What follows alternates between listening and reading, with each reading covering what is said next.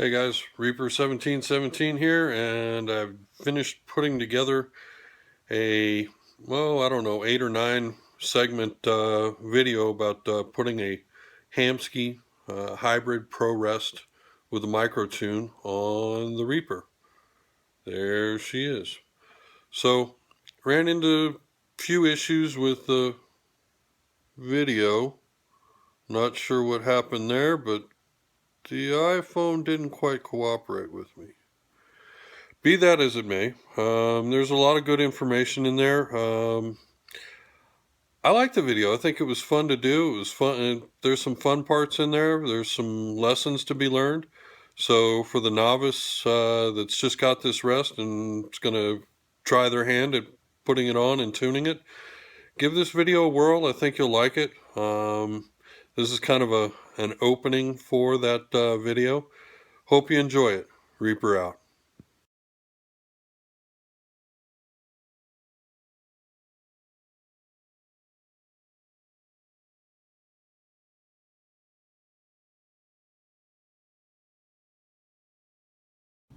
Hey guys and gals, Reaper1717 here, doing a little bit of work on the Reaper out in the garage, and well, that rest is going away. That Trophy Ridge tack driver has been the bane of my existence, I think, but up until Louisville there wasn't a whole lot of problems, but after all the airline problems with banging my bow around, this thing, I've had to tune it a couple times a week ever since. So this one's gotten taken off, and that one's getting put on. So part one, here we go. Reaper out.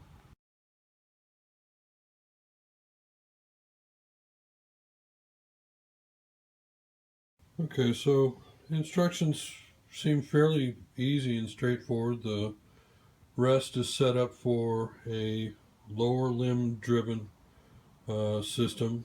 I like that. I don't like running things off the top, really, because my nose touches the string, and I'd rather not push too hard and mess things up with the timing. So I'm just going to run it down to the bottom.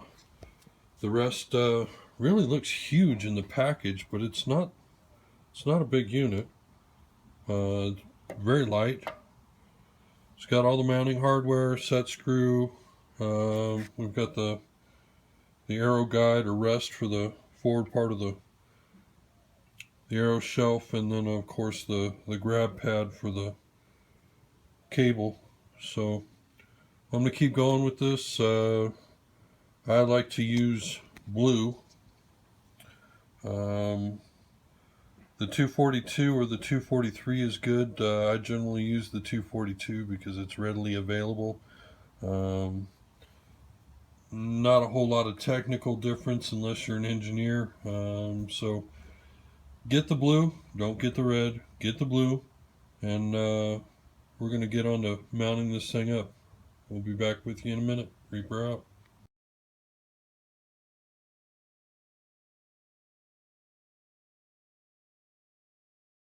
Okay guys, I'm back, and I'm on step 2. Set the center shot. The launcher will be in the up position since the cord is not attached. Adjust for your center shot based on manufacturer's recommendations. So generally for pretty much all your obsessions, that's 13/16. I tend to use calipers, so that's 0.8125. Now, I have discovered an issue since I am setting this up on a final cut. Well, I don't even think a shorty Allen wrench is going to get in here in order for me to loosen that, and I believe use this knob to do the micro adjust. So probably what I'm going to have to do is remove my cable slide rod and drop it out of the way so that I can do the rest of the work, at least there. I can get to the elevation adjust and to that thumb knob there, so I think I'm okay. I've chosen to use the back hole on the mounting. I've got this set to where it will line up almost with the, let me get in there a little tight, almost with the riser. Now the up position is obviously higher than the burger holes, so we're going to have to adjust that a little bit. But I think what I'm going to do is go ahead and adjust off my current D loop because I'm comfortable with that. Otherwise I'd have to retune for the peep and everything else. So I'm going to make this Hamskea rest rise up to what I need it to be, or lower down to what I need it to be, to what I had the old trophy ridge on there at. So we're just going to keep plowing away, and I'll stop and I'll do these quick videos and let you know what I'm having to deal with. Also, we can tell that the center shot is way right, so we'll have to deal with that. Reaper out for this segment.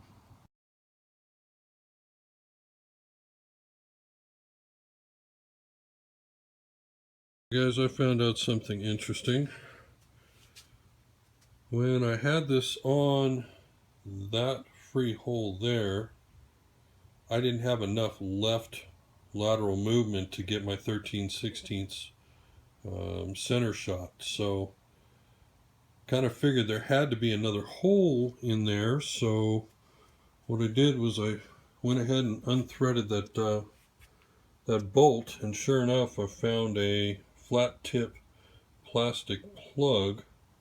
So I'm going to go ahead and remove that, put it over in the other hole on the left hand side. That should give me the lateral motion that I need to get to my center shot. So we'll be back with you soon. Reaper out.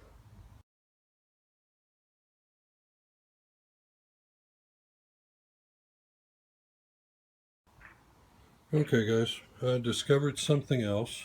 So when you move that plastic plug over to the left to get you the more lateral movement, you also need to put that guide pin, that gold one right there, that is controlled by this screw.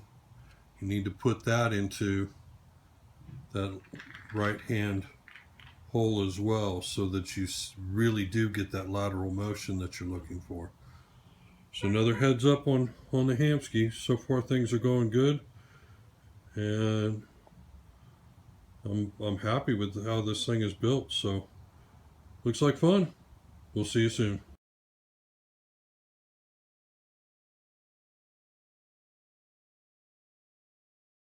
Okay, I'm back. A little tighter quarters I'm working in now, but I've got it cinched down. I haven't done anything with the vertical. I've got the bow perfect this way and perfect this way, so looks like it's running pretty good along the burger holes. I'm gonna go ahead and clip on this thing. I can do it with one hand.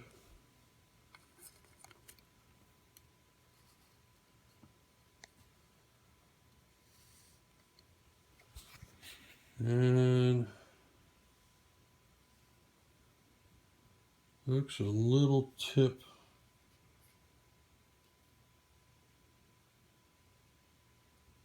heavy. Oh, looks like it needs to go down a little bit. Okay. So I haven't really got a angle set or anything like that. It's just setting on the rest there. So I can deal with this in one of two ways. I can deal with my vertical adjustment here, or I can adjust the angle of the blade to bring it down some, but I would rather not do that at this point. I think I'm just going to play with that horizontal a little bit, or the vertical, excuse me. So let's loosen this up.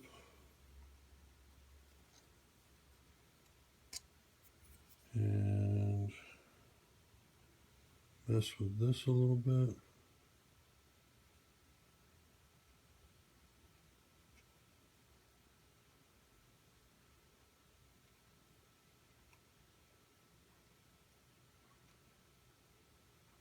Okay, looks like I'm going the wrong way.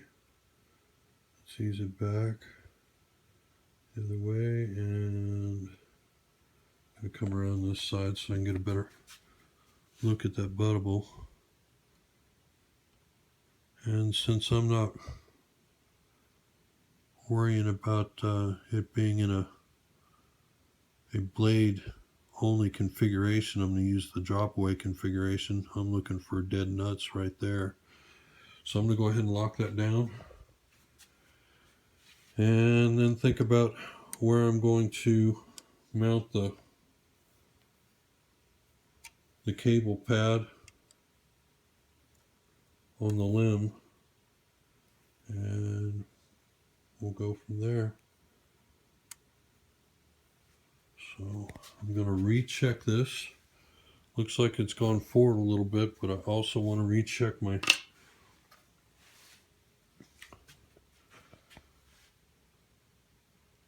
bow and see if I'm still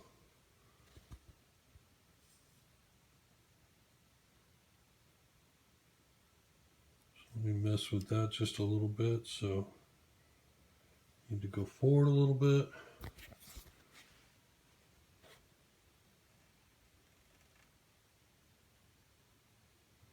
Let's see where that ends up. Come back a little bit. One of these days I will get a better vise, but for the home, this Apple vise does a great job. I don't set up a whole lot of bows. And okay, I've got that perfect. And my bubble is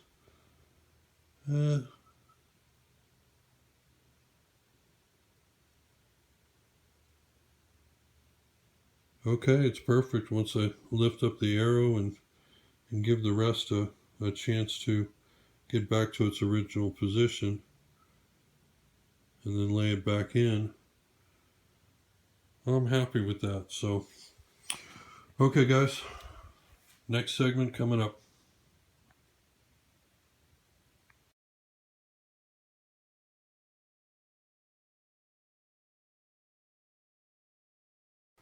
Okay guys, so I'm at the point now that I have set my center shot, I have tightened everything down, and I put my cable slide rod back on. Now I'm going to have to either make or get a shorty bar in order to adjust this for a final tune, but I'll probably run over here to this grinder and make one out of an older Allen wrench. It should be no problem. So I'm at the point now where this is already set for the down limb activation, so I'm going to go ahead and flip the bow over and put the pad on, get the string tied up, and we'll start getting this thing final install so we can tune it up. So here we go.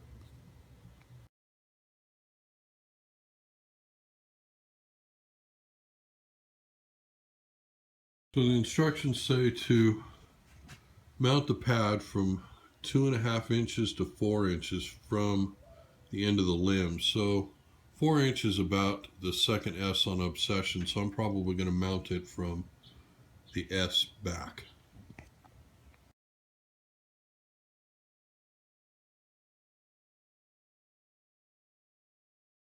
Okay, so I've got everything tied in. Got it looped around up there through the loop that was already in there. Come down and through the spring and back up. Now, this little doohickey for big fingers was a pain in the butt, but I think a little bit longer screw through that nut would probably solve a lot of problems for me. I may have to do that myself. But now I'm going to flip it over and we're going to get to seeing how this acts and make sure that my center shot is still there and that I've actually got this set. It says to, well, maybe I haven't got this tight enough yet. I'm supposed to have this set all the way into the down position with a little bit of about 1/8 of an inch of tension on the spring, so I'm probably going to have to go back and do a little bit. So let me cut off and do that right now.